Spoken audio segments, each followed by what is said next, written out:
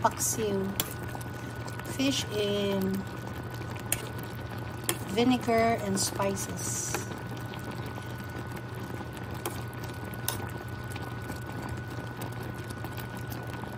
There's no today. And ginger na.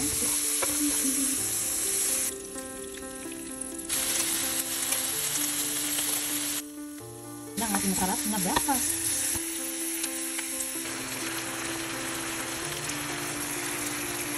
Tapos ito yung puntot. Ito yung ating squid. Dalamay.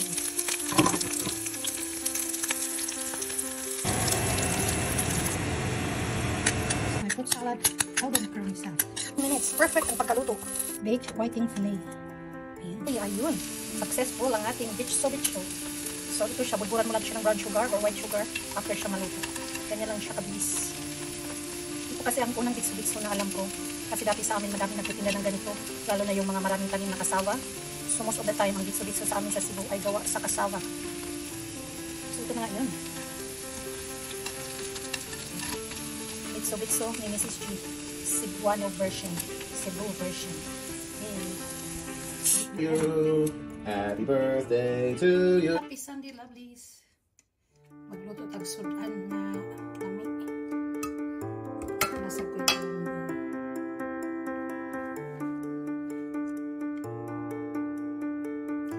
ulam na di nakakasawa. So masarap sa pagdaan ng araw. Paksiw.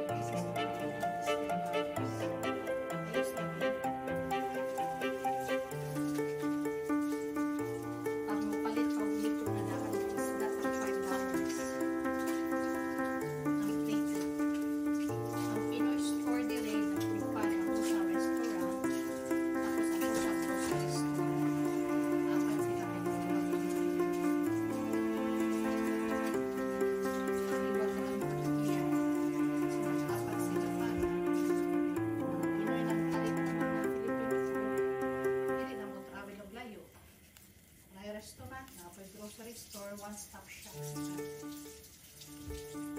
One-stop shop.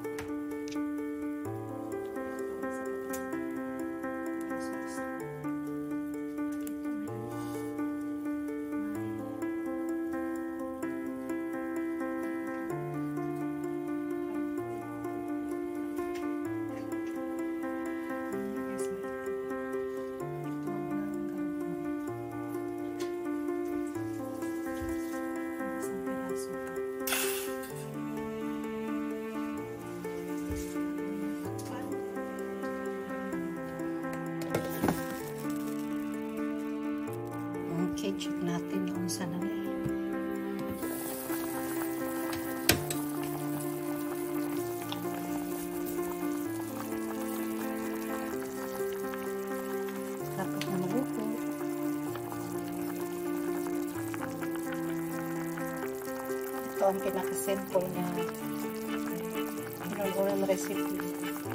Luya, ahos, sili.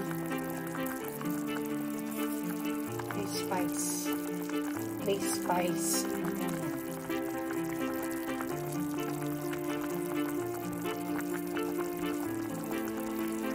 Okay, hapit na dyan yung maluto.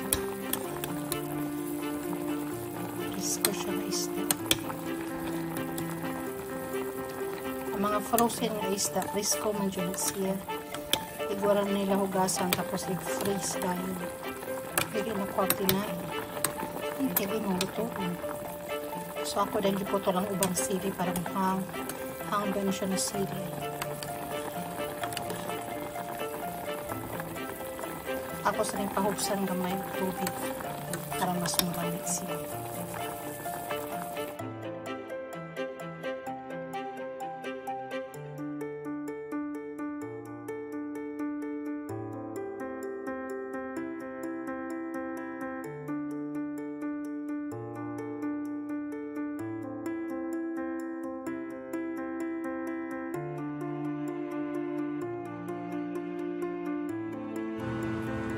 And our fish recipe is done. Luto na nga ito inununan. Luto na ang talong. So, luto na po ng isda. Here you have it. Ang di nakakasawang paksiw isda. Fish paksiw. Fish in vinegar and spices.